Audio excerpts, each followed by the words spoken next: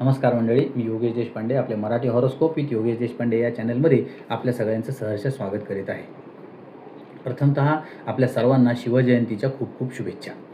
आज मी शिवाजी महाराजांविषयी 2 शब्द बोलणार आहे, ज्यांनी इतिहासाची पानं बदलली, महाराष्ट्राला स्वाभिमान शिकवला आणि रयतेचं राज्य स्थापन केलं, ते म्हणजे छत्रपती शिवाजी महाराज, ज्यांच्यामुळे आज आपण प्रथम हिंदू आणि नंतर मराठी म्हणून ताठमानेने आयुष्य जगू शकतो, ते म्हणजे शिवाजी महाराज.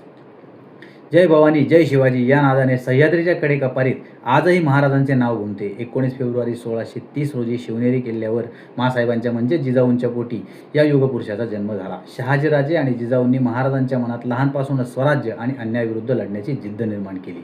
त्या काळी परकीय आक्रमणकारांनी रयतेवर अत्याचार केले होते.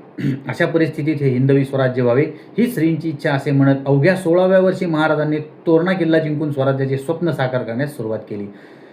महाराज म्हणजे केवळ एक राजे नव्हे, तर एक उत्तम प्रशासक, गनिमी काव्याचे जनक आणि प्रजेची काळजी घेणारा एक उत्तम राजे होते. महाराजांनी कधीही कोणत्याही धर्माचा द्वेष केला नाही. त्यांच्या सैन्यात सर्व जाती धर्माचे लोक होते. शेतकऱ्यांच्या मालाला, महिलांच्या सन्मानाला त्यांनी नेहमीच प्राधान्य दिले.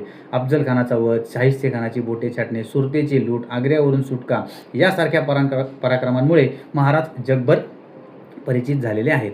त्यांनी देशात सर्वप्रथम स्वदेश नौदल म्हणजे स्वदेश नेव्ही उभी केली होती, म्हणून त्यांना आजही भारतीय नौदलाचे जनक असे मानले जाते. गुगल करून चेक करा, भारतीय नौदलाचे जनक कोण? शिवाजी महाराजच आहेत.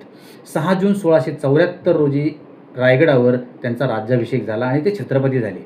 आजच्या आधुनिक काळातही महाराजांचे व्यवस्थापन म्हणजे मॅनेजमेंट, गनिमी कावा आणि चारित्र्य आपल्यासाठी प्रेरणादायी आहे. शत्रू कितीही मोठा असला तरी आपले इरादे मजबूत असतील तर विजय हा आपलाच होतो, हा संदेश महाराजांनीच आपल्याला दिला. अशा या महान राजाला मी त्रिवार वंदन करतो आणि माझे 2 शब्द संपवतो. धन्यवाद.